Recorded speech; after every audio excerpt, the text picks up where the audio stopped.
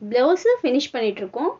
நான் எல்லாமே வந்து கம்ப்ளீட் பண்ணி முடித்ததும் இதை வந்து முன் பக்கமே வச்சு ஃப்ரண்ட் சைடு இந்த மாதிரி ஜாயின் வந்து ஒரு 1/4 இன்ச்சுக்கு வந்து ஜாயின் பண்ணிக்கிறோம். இது என்ன ஓவர்லாக் தேவை இருக்காது.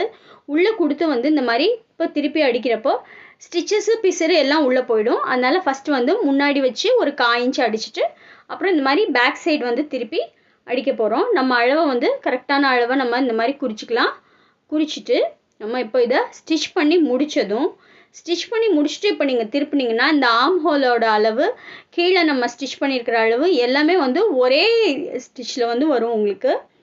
இப்போ பார்த்தீங்கன்னா உங்களுக்கு தெரியும் இந்த ஆர்ம் ஹோலோட அளவும் சரி பாடியோட அளவும் சரி எதுவும் ஏற்ற இருக்காது. நீட்டான ஃபினிஷிங்காக இருக்கும்.